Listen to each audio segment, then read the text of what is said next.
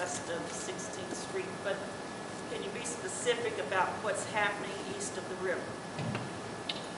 Sure. So if you actually go on the, and I'll give you my card, the ACLU-NCA website, we've mapped out into an interactive map, and each police service area, you can get the information of how many arrests there are. So there are most certainly high numbers of arrests east of the river.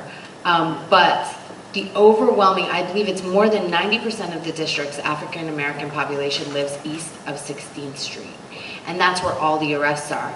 Not all of the highest arrest rates for Black people are east of the river.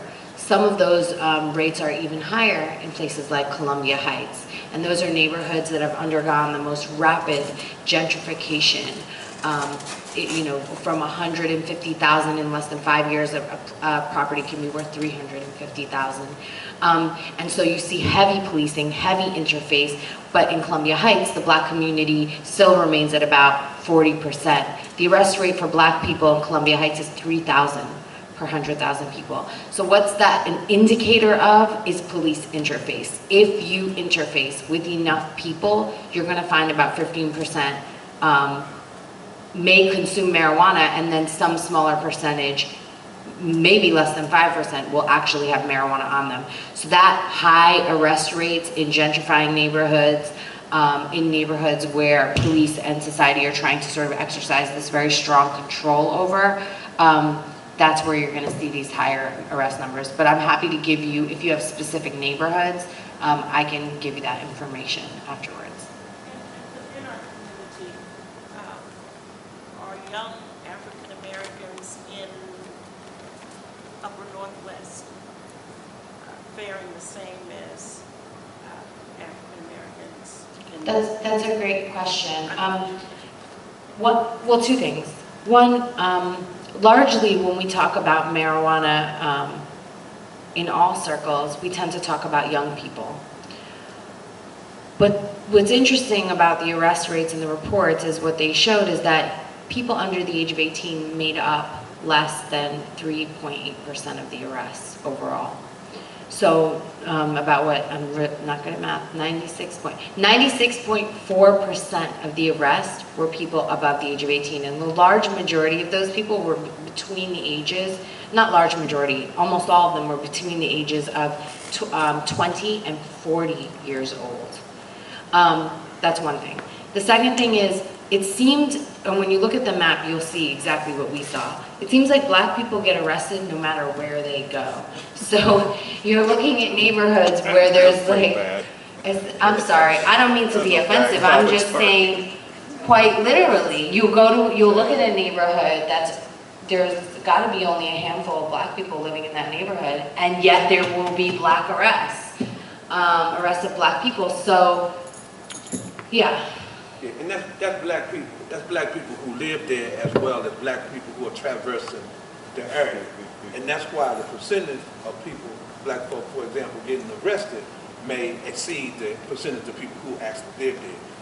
I noticed with attention the young people, the amount of young people who get arrested. See, young people learn very quickly because they bear the brunt of the abuse of the 4th Amendment as well as the First Amendment too.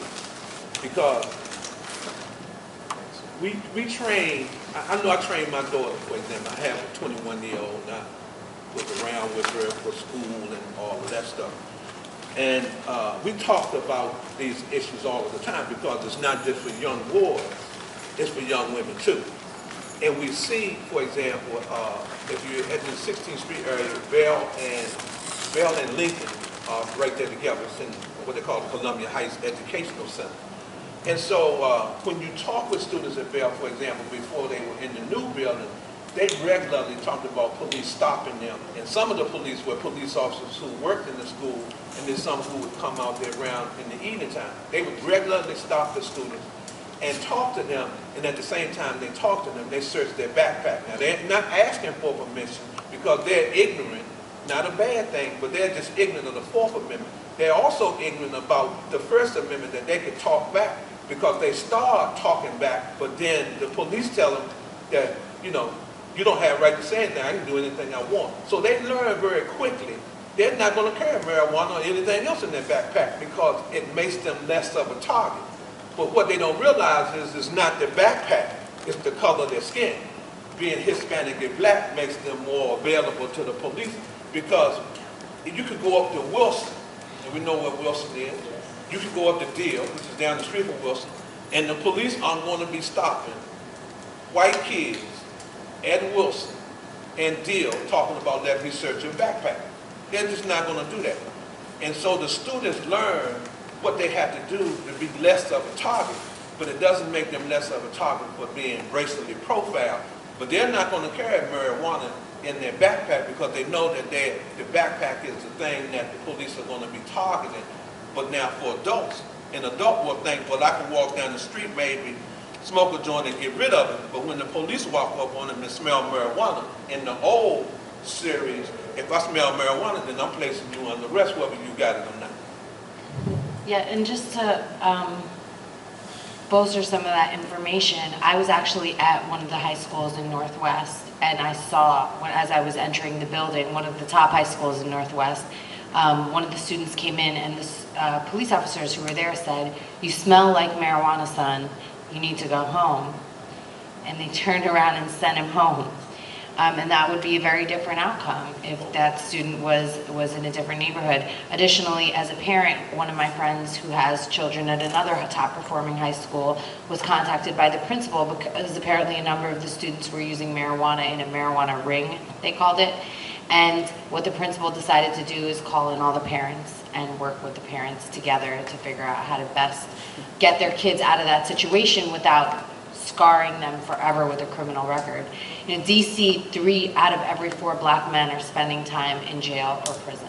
3 out of every 4. So I think we're ripe for healing.